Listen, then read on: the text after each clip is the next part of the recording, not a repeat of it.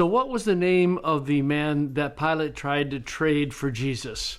Was it Jesus Barabbas or was it Barabbas?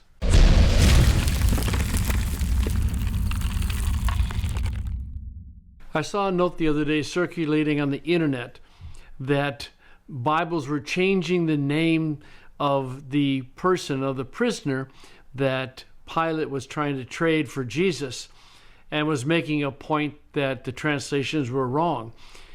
Well, I just wish people that made comments about translations and the Greek text actually knew a little Greek.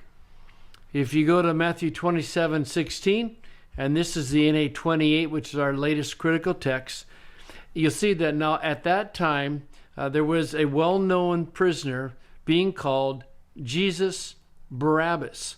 And you notice that Iesun is in brackets.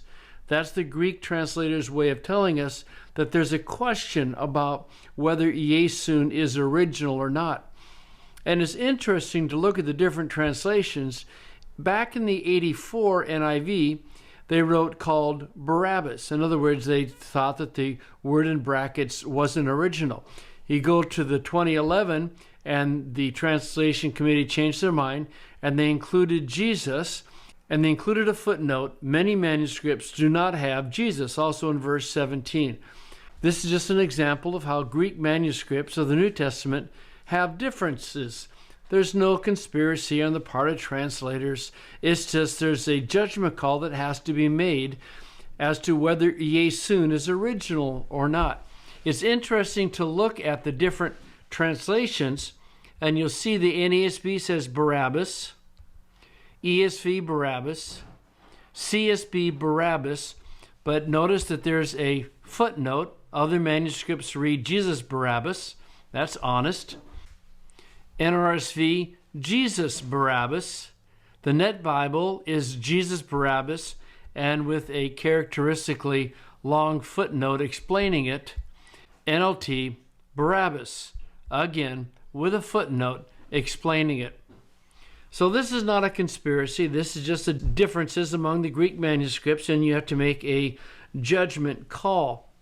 It's interesting to look at the footnote in the Net Bible. It's quite extensive. They make the point that the Greek manuscripts that have the word Jesus, Iesun, in them are actually quite weak. They're not very strong manuscript evidence.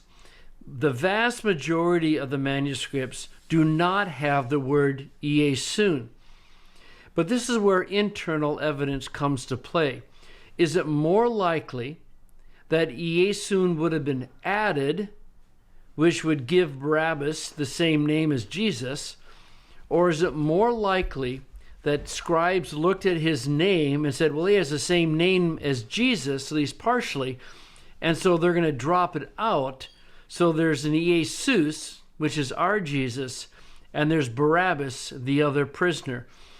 So the translations that have the translation Jesus show a translation committee's decision that it would be highly unlikely for the Iesun to be added, that it must be original and was later dropped out for piety reasons. But either way you go on this, it's not a conspiracy. It's not a reflection of a bad translation. About half the translations had footnotes that showed that there was an option to have Iesun. It's just a judgment call based on textual criticism.